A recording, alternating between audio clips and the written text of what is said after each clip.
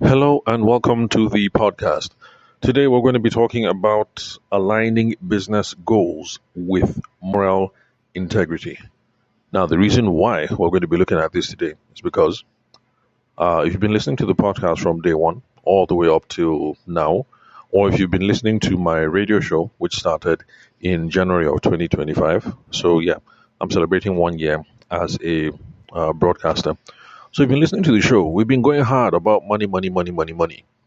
And I haven't been talking about, okay, well, I have been talking about some of the moral aspects related to business, but I've not been doing so in a very conscious and direct way.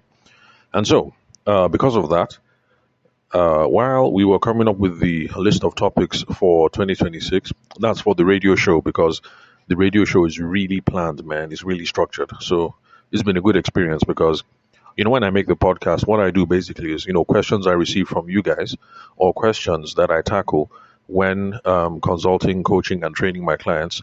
Those are the things I talk about over here on the podcast. But man, for the radio show, director will say, okay, end of year is coming up. Oh yeah, where's the list of programs for the year? And I'm thinking, like you guys should calm down now. Like no room for freestyling here. But anyway, that's how it is in radio. No freestyling. You guys plan everything. So we had to plan ahead for the year 2025. So when coming up with the list of topics, we decided to throw in some ethical stuff there. Because well, of course, it's a not-for-profit radio station, and it's run by Catholics, and so now, not only God but Mammon. Uh-huh.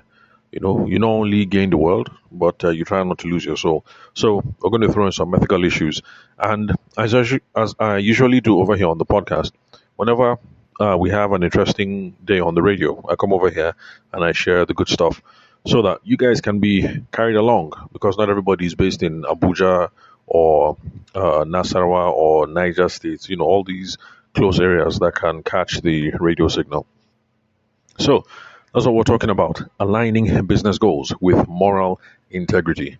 Oh, by the way, if this is your first time listening to the show, I'm your host. My name is Tavershima Ayede. I'm a former lawyer turned business consultant, and I always try to solve business problems from a sales and business development perspective.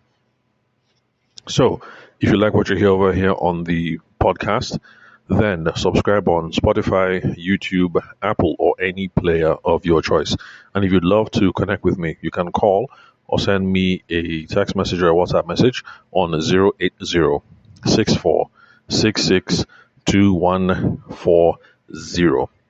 Now, before we get into the meat of the topic today, again, which is how to blend your business goals with moral integrity, I want to remind you guys that too many entrepreneurs fail because they start with the wrong business idea in the first place. And because of that, I've come up with a training on how to solve this problem in 3 easy steps. So, number one, if you take part in the new training that I've come up with, we're going to help you pick a winner from your business ideas, because a lot of you have been reaching out to me. You guys have 3, 4 ideas. In fact, some people have 5, 6, 7, 8, 9, 10 ideas. So let's pick a winner. Because if we pick a business idea that is going to lose from the outset, then of course you know that wahala day. So after we pick a winner, we're going to figure out how to validate the demand. We want to show that there's demand. We want to show that people actually do desire this product or service. Then after that, we're going to come up with a selling system so that you can get customers, so that you can convert customers, so that you can get them to come back and buy again, and also so that you can get referrals, because that is the whole point of a sales system. We don't just want to collect 1 million from somebody today. We want the person to come back in 6 months or in 1 year and give us another 750K. And maybe the year after that, give us 850. Maybe the year after that, give us 250. And then a couple of years in between, refer some of their friends or their associates, so that as each person enters, we'll just be here 1M, 750, 850, 1.2, 2.5. That's the way to do it. So if you take part in this training, this is what we're going to try and achieve. Look at your business ideas. Let's pick a winner. Let's validate demand. Let's create a selling system. So stop juggling 3 or 4 ideas without making a single cover. just go ahead, call me, send me a WhatsApp message, send me a text on 080-6466-2140, and let's get your business moving. Now, speaking of getting your business moving, we're talking about aligning business goals with business with moral integrity. It actually is tied together. It's for the sake of getting your business moving because it's no secret. I'm a greedy bastard. I like money. But the funny thing is, acting with integrity, with moral integrity, actually is one of the easiest ways to move your business forward. It's like this guy, what's his name? Gary Vaynerchuk likes to say that being nice is a recipe for business success. Now, people don't believe that, and I understand why, especially people in my own generation, because with the kind of movies that we grew up with during our time, Schwarzenegger movies, all those kind of action movies, the martial art movies, what else? Some Wall Street movies, things like that. The impression that we get is that if you're a soft guy, you know, if you're a soft guy, life will summer you. If you are a soft woman, you'll be taken advantage of. So therefore, all of us want to grow up, want to be sharp, want to be quick, on the move. If there's a way to cut corners, especially since we're in Nigeria, we'll cut it. It's not as if we're killing anybody. That's the way we look at it. But actually, being nice and acting with moral integrity is the way to actually grow your business. So, like I said, we're tackling this because, New Year. So, not just money. Let's also look at morals. But first of all, let's look at this whole thing about business goals. Now, for those of you who are long-time listeners of the podcast, you already know. But of course, there are some people who this is their first time discovering the show. So I beg you guys, just be patient. Let me bring them up to speed small. Now, the first thing that I'd like to, those of you who are newbies, who are listening for the first time, welcome. Welcome to the club. Welcome to the family. After this, subscribe. So, first off, business goals. Now, what is the goal of a business? Now, some of you are going to say that the goal of a business is to give somebody money, which is what I thought a couple of decades ago. I thought the whole point of a business is to give somebody some cold, hard cash so that you flex. So, excuse me, because as at today, what's today's date? So let me check. As at today's date, 29th of January 2026, the national grid has failed a second time. Can you imagine? We just started 2026. And then in January, twice, the grid has already failed again. So those people who are totally reliant on NEPA, see the rubbish that they are facing. So the only way out of this rubbish is you guys to take care of yourself. I remember when we were young and younger, because I'm still a young man, when we were younger living in Lagos, things were not too smooth, for Momsi when we entered Lagos. I remember back then, the last time we were in Makudi during the holidays, because the national grid collapsed again in December, but we were just gisting in the house because, now Momsi has solar, and so we were just gisting. So Momsi was like, remember a time when we used to use candle? I was like, oh, that's true. I remembered. There was a time when we used to use candle in the house. We didn't have gen. We didn't have a better past my neighbor, and we lived it. We slummed it. In fact, I remember one time my sis Mwesi. Remember one time she was reading Mills and Boons. So excuse me, now Mills and Boons, all these useless, trashy romantic novels. So she was reading Mills and Boons now, and then somehow she fell asleep, and then she didn't put the candle on the floor. That's how the candle fell on the bed, and then blew fire.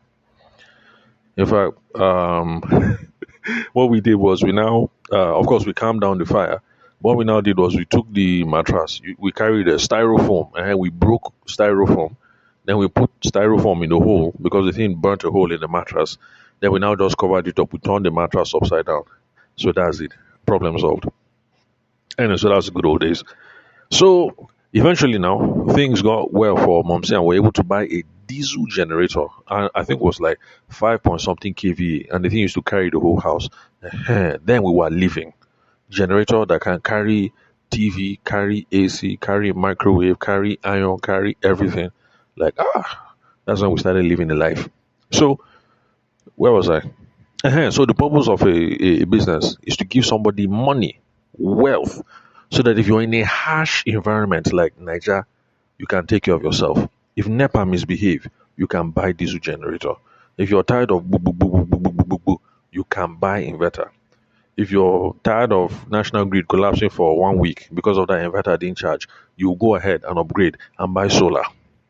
Or if Nigeria is messing you up too much, you say, you know what, my family have had enough of this rubbish, and then you just pay the American embassy. How much is it? And then you just relocate everybody one time. By the way, that's an option. There's a family. Should I say family friend? Okay, not really family friend, but I know of the family. So that's how the popsy one day, the guy just vexed. The guy had a few properties in Abuja, so the guy sold it and got a few billions. And that's how everybody don't relocate. They've gone. They're tired of Nigeria.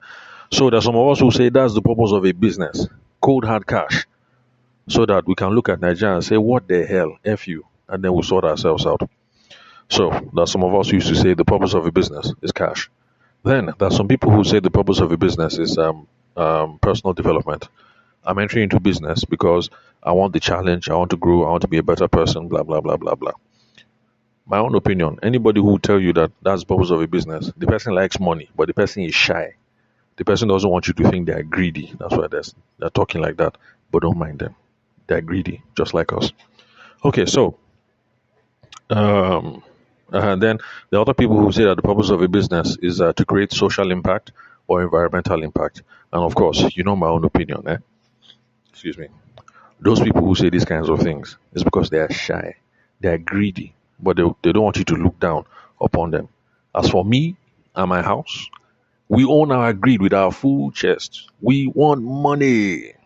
So those are the reasons why people would have said we start a business. We start a business for money. We started a business so that we can grow as a person or expand our personal influence. And then we start a business so that we can have social and environmental impact. So those are some of the ideas that I grew up with when I was a much younger guy, because I'm still young, I'm still fresh. If you see me, fine boy. So yeah, but then eventually I came across a book that was written by Peter Drucker. I can't remember which of the books because the guy has written a few, 4 or 5, at least 4 or 5 that I know. One of them is considered a classic. I think that one is maybe on business management or something. So in the Peter Drucker book now, he tackled this question: what is the goal of a business? And then he said the goal of a business is to create a customer. And I said, what does this guy know? And I closed the book. Bam! I said, this guy is not serious. And then I went about my life. But then eventually, I started to reason it. And I was like, okay, I guess this guy is correct. So I went back and I opened the book again. I said, let me see what old man Drucker has to say. And Peter Drucker, he actually does have the correct perspective. He says that the purpose of a business is to create a customer. I say, okay, so no problem. Well, let me keep reading. Let this guy educate me. So Peter Drucker points out that it is only when you create a customer that you now begin to enjoy all those other things. So if you're a greedy bastard like me, it is when you create a customer, it is when you find market that you get money and you can upgrade from candle to diesel generator, then from diesel generator to inverter, then from inverter to solar, and then from solar to, you know what, let me leave this country, let me just go to Canada or whatever. So it is only when you find market and you get a customer that you get the money. And then Drucker also pointed out that it is only when you find a customer, when you create a customer, when you find market, it is only then that with the money they give you, well, first of all, you need the customer to go through this whole process of personal development in the first place, because there's some customers that you get along with. Then there's some customers that you quarrel with. Then you have to build a team. So you have to learn interpersonal, you need to learn relationship skills. You need to learn team building skills. You need to learn what else? Personal finance management, self-management, all those things that we need to learn. So, but it's only when we have a customer we can do all these things. Because if you have this idea, let's say you like renewables, you like solar, but it's just an idea. You're just tinkering around with the idea. Until you actually set up the business and start selling stuff, you won't be in the position where you actually have to start interacting with customers, building a team, and then coming up with learning how to manage people, and then all of that. So we actually need to get the customer first before we even get into this whole thing of personal development. Then personal influence. Now, in this part of the world, which kind of personal influence do you want to have if you don't have money? You want to be a poor man and have personal influence? Come on, let's be serious. So you have to get the money first, then you now get personal influence. Then the same thing for the social and the environmental impact. These things cost money, but you have to create a customer first. The customer will give you the money. You can now use that money for social impact and environmental impact. And by the way, for those of you business owners who engage in the charitable space, God continue to bless all of you, because every other week we keep running in. I personally keep running into initiatives where you will see maybe like a business person who is doing well, and the person will go and drop something for orphanages. Then my former business partner was in the house a couple of days ago, and he spoke about one particular guy who owns a Genco in Nigeria. That's a power generating company, the people who sell electricity to NEPA, and they said that there are those people that they've hammered that are doing very well, very fine.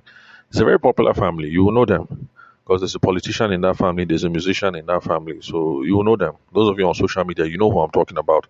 And the guy, because he's from the same place as them, he mentioned how the patriarch, that's the grandfather, the person who owns the generating company, the one who is the father of the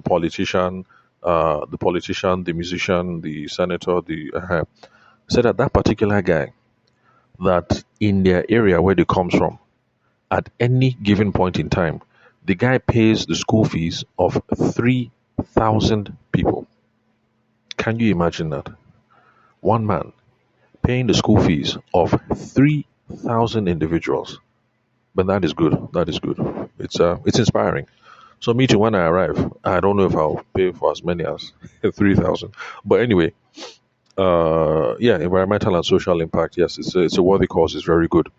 But Peter Drucker is saying that first, you will get the customer. The customer will give you money. Then all those other things will flow. And then I saw that, okay, Peter Drucker is correct. And because of this, I will recommend, if you see any of Peter Drucker's books, go ahead and read. It's an easy read. And then the thing I like about American academics is that they write in a very straightforward way. You don't need PhD to understand what it is that they are saying. So, so business goals. And since it's about creating a customer, and our business goals will always be focused around awareness, conversions, revenue, things like that. So anyway, just know that money is not bad. It's not bad at all. In fact, we all need this money. And yes, our business goals, when it comes to creating the customer, yes, will be around financial metrics and financial incentives and things like that. Now, Peter Drucker says that to achieve these goals, we need to do two business functions. The business has to do marketing. The business has to do innovation. We already know what innovation is, so let's flash it that one. So what we do over here on the podcast is we talk about marketing. So excuse me. So for those of you who are listening to the podcast for the first time, this is the background, against which we're having this conversation. And also, please do not forget that too many entrepreneurs fail because they start the wrong business. They have the wrong idea for a business. And so that's the reason why for my latest training, we've come up with this program on how to pick the right business in 3 easy steps. We're going to pick a winner. We're going to validate the business, show that there's market demand, and then we're going to create a selling system so that you can have recurring revenue. So it's a training that I'm just rolling out. And if you are interested, send me a text message or a WhatsApp message on 080-6466-2140 so that we can get your business moving. Yeah. I don't have any sponsor of the podcast, so I might as well sponsor the podcast myself. All right. Where are we now? Moral integrity. So, okay, well, I like to define things. So, moral. comes from the root word mores, moral mores, and which means the customary ways of doing things. And of course, no matter the custom or the culture, people are concerned about doing what is right or what is wrong. At least that was the traditional way of thinking about things. You organize your life based on what is right or what is wrong. So this new thing that people are talking about, like, oh, there's no right and there's no wrong. You just do you, be your truest, authentic self, so long as you're not killing anybody. Like, that's absolute BS. But this is a business podcast, so I'm not going to start talking philosophy here. So, yeah, customarily, people are concerned with right or wrong.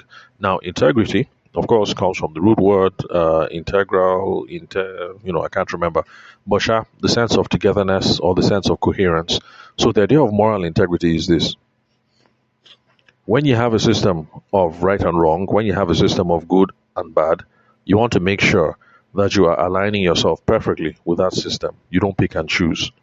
So if it is right, it is right, do it. If it is wrong, it is wrong, don't do it. And so moral integrity in marketing, because remember, we're talking about the business functions here, marketing and innovation. We use that to get customers. Those are the main functions of a business. So if we want to align our business goals with moral integrity, the question now becomes, how do we bring moral integrity into the business function of marketing? So let me see. Okay, yeah, so that's it. Let me go straight into some ideas. I got tempted. I wanted to explore some of the philosophy behind good and bad, or right or wrong. But let me not bore you guys. Excuse me, because it's already been 20 minutes. So there's lots of ideas about how you can integrate moral integrity into your marketing, but I just picked some very basic ones. Now, the first one that I discussed on the radio show and that I want to hint over here now is this idea of radical transparency or honesty. And what I mean when I say radical transparency and honesty, I just mean don't mislead anybody. The thing that you can do, say you can do it. The one that you cannot do, say you cannot do. In fact, from a sales point of view, the traditional thing that salespeople do actually is if you're in front of somebody, you've done the need analysis conversation, you understand what it is they want, but deep down, you know that your product or service cannot do it. So what you do is you tell the person, oh, I'm sorry, I can't do that, but I can refer you to my client, my customer, my friend, Bayo, and Bayo will take care of you. You now give them Bayo's phone number. Then quickly, you now go and call Bayo before they call and say, hey, Bayo, I sent you somebody's phone number. I beg, if this thing clicks, give me 10%. So, traditionally, that's what we do from a sales perspective. So, instead of giving them something that you know it kind of helps, but 100% won't satisfy them, just refer this thing and then collect your 10% or your 5% or your 20% for those of you who are greedy. By the way, 20% is on the high side. 20% is on the high side. Let's be real. If you call buyer and you tell him that give me 20%, buyer will have to now raise his own price on the product or the service. By the time buyer raises it, he will now be uncompetitive. And then the person will say, you're too expensive, and then move on to somebody else. So let's be decent human beings here, please. We're all Nigerians. All of you that collect 20%, like, what's your problem? 10% is okay. Okay? So you tell buyer 10%, he gives you the 10%. Everybody's happy. The customer is happy. Buyer is kind of happy because his profit margin has gone down, but it's a deal that he didn't have before. And then you're happy. You didn't quite get the money you expected, but you have some change in your pocket. You buy fuel and then you pay for internet. All right, so radical transparency and honesty. Don't mislead anybody. Then, also pricing. Let your pricing be clear. No hidden fees. The reason why I remember this one, right, is because for one of my clients last year, who is in the solar space, his business is they do solar installations and inverter batteries, alternative forms of power, basically. So one of their salespeople was talking to a woman, and the woman was considering two quotes, and she thought that my client's company was the better one because, yes, actually, it is the better company because my friend has been in the business, the solar business, for 20 something years, and his partner is an engineer who also has close to 30 years experience in the space. And then they have technical staff who handle all the installations, who have on average 17 years of experience in the space. They also have a sales engineer who also had, I think, like 12 years experience in the space. Sure, they are experienced crew, and they always make sure that they buy the best equipment possible. Now, my customer, well, now my friend, started off as a customer. He prefers, as far as he's concerned, the best solar equipment, the best panels, the best everything come from Germany. But of course, now when you're buying from the EU, you go cost. Nigerians sometimes they don't like to buy expensive stuff. Uh-huh. So because of that, he's constrained to get the regular suppliers that other people get. But left to him, he would rather just deal with the Germans alone and bring in correct equipment. So, and basically, what I'm just trying to say is that the guy, his company, definitely was the better one, and the woman admitted was the better one. But she said, "Look, you know what? Honestly speaking, I'm in a tight situation right now. You guys are asking me for 12 m. This other person is asking me for 10. So let me just go with this 10." So the sales engineer, tried to make something happen, but the gap was still too big. So, of course, we advised her it's best that she goes to the other person if truly that's what it is she can afford, because we don't skimp on quality, we don't skimp on quality, we don't skimp on after sales service and all these sorts of things. So we just had to say bye bye. But however, the sales guy called her back later and just said, "Madam, how far now? I hope those guys took care of you very well." And the woman was bitter. This is why she was bitter. She was bitter because she was looking at two quotes. One is 12 m, another one is 10 m. In the woman's mind, the difference is how much? Is 2 m. Abi? 2 million. So she tells the other person, "Well, let's go." And then she gives them that 10 million complete. Then, after she has transferred the 10 million complete, after she has transferred it, and then when they show up, they now start saying, madam, it's like we'll buy cable. It's like we'll buy this. It's like we'll buy that. We'll buy this. And of course, the woman was angry, like, you people did not tell me this in the beginning. Somebody else was saying 12. You people said 10. I went for you because I thought 10 is 10. So by the time we'll buy cable, we'll buy this, we'll buy bracket, we'll buy. That's how everything now came and passed 12. And of course, that's the reason why Duma was upset. Because, if it was like that, I would have just stuck with my first choice, who were giving me 12 in the first place, instead of going for you, that I didn't think you were as gang as these other people. And then you collect 10, and then all these extra, add. You now came and passed these other people. Now, it's something that Nigerian business owners do. Stop it. Stop it. This is the reason why people don't trust us, Nigerian business people. This is the reason why. Because our yes is never yes, our no is never no. We don't do anything straight. There will always be comma, there will always be K-leg. Say it as it is. If you are somebody that has been engaging in this sort of practice, stop it. This is the reason why. When you give misleading claims, when your pricing structure is not clear, you are throwing distrust into the whole situation. If the person has already given you money, I can assure you they will never give you money again. Now, this is the sad thing. Whether in America or in the UK or in Nigeria or in Australia, unfortunately, this is just human nature. When people are happy, they don't tell too many people. When people are upset, they tell a whole lot of people. Now, there's been some research that has been done, not in Nigeria, of course. I think in the UK, is it 6? Is it 1 to 6? Like if somebody is happy, they will tell one other person. But if they're angry, they will tell 6 people.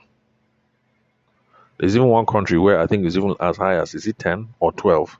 Like if they're happy, they will tell 1 or 2 people. But if they're angry, they will tell like 12 people. In fact, I've even seen this thing happen in my own front.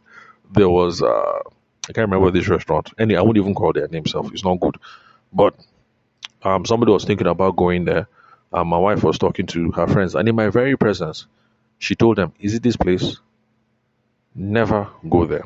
Don't take your money and go there. My wife was talking to 4 of her friends. And my wife proceeded to say, this is what happened, this is what happened, was like this, was like this, was like this. And of course, our friends, You don't mean it. Ah, thank you. That's how I would have gone there and I would have wasted my money. It's just human nature. When we go somewhere and we have a wonderful experience, my wife doesn't call back and call up four of her friends and say, nah, you won't believe what happened. We went to this place, it was wonderful, it was masterful. We have the nice feeling, but my wife doesn't call up four people to say, go to this place. But meanwhile, she's gisting with four of her friends. One of them mentions one place, possibly. We've had a negative experience there. And what does my wife say? My wife says, look, don't try it. Don't go and waste your money. Now, it's not that my wife is wicked. It's just a normal human tendency. This lady that's had this nasty experience, I can assure you, if she is somewhere and somebody wants to buy solar and they remotely mention this other person's name, what do you think she will do, especially if it's her friend? She'll say, wait, what name was that? Wait, let me check my phone. It's the same guy. This is what they did to me. And she will tell that her friend. And that is how the news starts to travel. And that is how our reputation starts being compromised. It's not worth it. Because remember, I said it at the beginning, when I was talking about how people's businesses fail and why we need to create a selling system. Because the whole point of a selling system is we want to collect money from somebody today. We want the person to buy tomorrow or next tomorrow. And then we want the person to refer other people. So if you're in solar sales, it's not just that you want to collect 12 million from somebody today. You want the person to pay 12 million this year. Then in 3 years, when they want to upgrade to lithium battery, we want them to call us again so that we can make, 500, 600K. Then if they decide that God has blessed them and they're tired of 10 kVA, they now want to upgrade to 40 kVA so that, when the children are at home during the holidays, the whole village can come and visit or whatever. We want them to come and meet us so that we'll now get that contract again. You see how it works. You see where the good money comes from. Then, apart from that, because as people grow, as their pockets expand, their social circle also grows. So when she's still at the level of 10 million, we want her to refer us to one or two other people who are, 10 million, 8 million, 7 million. You understand? As her circle begins to grow and improve, and she gets to the level of buying solar system of 40, 50 million, we also want her to be referring us to other people who are, 50, 30, 45, That is how it works. When you do not do radical transparency, you are messing up your sales. So even if you're not going to be honest because you're a child of God, be honest because we want good money in our pockets. And that's the whole point of creating a selling system. That's the reason why you should reach out to me, actually. Even if you have too many ideas, you don't know which one to pick, come. I'll help you pick a winner. We'll help you validate business demand. But for the rest of you who don't have this problem, reach out so that we can help you create a selling system that focuses you on the right things. So, for those of you who work with me, when I say never lie, it's not because I'm doing holy. It's because if we don't tell lies, we don't have to struggle to remember what it is that we've said before. It'll be easier to live up to what it is that we promised. It'll be easier for us to get repeat business. It'll be easier for us to get referrals. And then we'll be able to walk around confidently so that we're not afraid of running into somebody. That bride that I told you guys about from, I think I mentioned it in one of the podcast episodes last week, the bride in Kaduna that I messed up her wedding. The only bride I ever disappointed. If I see her in public, me and her husband, we made up pretty quickly because, we're guys. I apologized to them and everything. Their parents didn't get involved. So, as per on the man level now, when we see, like, hey, my guy, how far? But to be honest, if I see his wife, it will be kind of awkward. The last time I saw them was small awkwardness. We're trying to make money. Yes. But let's do it with a clean conscience so that we can get repeat business, and referrals. And also, apart from that, so that we can walk in public freely. So if we see somebody, we'll greet them well. When we leave, somebody will say, "You see that guy? Now my guy be that. If you need XYZ, call that guy. He's a straightforward person." That's the goal. Trust facilitates sales. So let's be radically honest, radically transparent in what it is that we do. Then, of course, on the airwaves, I also discussed some things about vulnerable audiences, how to deal, or rather, how not to deal with vulnerable audiences, how not to manipulate children when it comes to selling unsuitable products for children, then also unsuitable investments for the elderly, because since the elderly, they're not sharp and they're not up to date with technology and things like that. So there are people. Somebody called on the radio show to ask me about an investment product. The person was talking about an investment product that was AI something something something. So I had to explain to Baba that, look, Baba, these guys have called you and they say investment product AI something something. I had to tell them, like, Baba, they're just they're just trying to bobo you. They're just trying to bobo you. That is not any AI nothing. That even before the advent of AI, people had already been using algorithms or bots to place market trades. So I had to tell him, Baba, this one is nothing new. So don't be smiling that they mentioned AI. No, don't. You get yourself an advisor, then you look at the investment opportunity on the strengths and the weakness of it. What are they investing in? How has the fund been growing from year to year? Blah blah blah, stuff like that. So I told him, Baba, don't get carried away because they say AI. No AI, nothing. There are some of you who are running around in the wealth creation space, and that's what people are doing. Because you know that Baba is old, mommy is old. You now say, mommy, AI, AI. They'll now be thinking, okay, I need to put my money in this investment. Stop this, please. Stop this. You collect daddy's money. You collect mommy's money. You forget that mommy and daddy have children. And for those of us who feel like our parents have been taken advantage of, how do you think we feel? How do you think we feel? Till today, you still hear me when I'm talking about MLM, multi-level marketing, because of the rubbish that went down with my old man. Till today, I'm still bitter about that thing. And lots of Nigerians are still bitter about what some of our parents suffered at the hand of multi-level marketers. That's the reason why any multi-level marketing thing in Nigeria, immediately people look at you as 419, even if it's a genuine something. It is because there were actors in your industry who are not forthcoming, who are not up and up, who are not radically transparent, and who decided to sell a generation of Nigerians, false promises. So those of us who are children, who are watching, when we grow up, what do you think? When we hear MLM, what do you think? It is from Tianxi was it in the 90s? Was Tianxi now? Tianxi in the 90s and all these other ones. That is where the problem started. So, if you're in the multi-level marketing space and you're wondering, why can't I get customers? Why don't people listen to me? This is why. Because when multi-level marketing was coming into Nigeria after military era with Tianxi and all whatnot, you guys, you people are not upfront. So what do you people do? You made small money on our parents. Then when you come and try and sell to us, we'll look at you and say, hey, you think you'll catch me? Get thee behind me, Satan.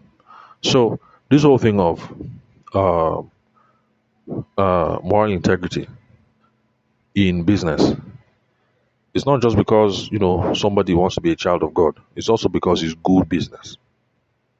It is good business. Good business. If you want to sell multi-level marketing, if you want to sell investment products, if you want to sell solar services, the goal is repeat business. Let somebody buy an investment product from you today, be happy with you, and let the person call you back in 2 years to say, oh, you know what? I'm getting ready to retire. My retirement fund is not much. It's maybe like 500M. What other products do you have? Even multi-level marketing thing. You explain very well. The person knows what he's getting involved in. The person gets involved. So that when the time comes and the person's children are of age, it is the person who will go and call you and say, oh yeah, I want my children to be involved in this thing. How can we bring them in? Instead of not being forthright, not being honest, not being transparent, then you collect some small change and then you burn those bridges. Where do you think your customers are going to come from if you're burning bridges left, right, and center? Anyway, it's been 40 minutes. Let me just bring this to a close. Sorry, you should not be annoyed. Some of these things, they really, really pepper my spirit. So, yeah, that's it. So, thank you very much for listening. And then remember, for those of you who have multiple business ideas, don't fail because you picked the wrong idea. Reach out to me. There are 3 easy steps on how you can grow your business. We'll pick a winner, we'll pick the right idea, we'll validate demand, we'll make sure that people are interested in this product or service. We will create a selling system for you so that you can stop juggling 3 or 4 ideas without making a single couple. So call me, WhatsApp me, or text me on 080-6466-2140 so that we can get your business moving. But if you don't want to take part in the training, you just want to shout out, you just want to say what's up, yeah, sure, no problem. You can call, send me a WhatsApp message, you can text. And yes, it's me. I'm the one behind the phone, at least for now. When I become a big boy, like that guy who owns a Genco, the one who is paying for 3,000 people's school fees, when I reach that level, I won't be answering my phone number. It's my PA that you will get. All right, so thanks for listening. I'll catch you all some other time.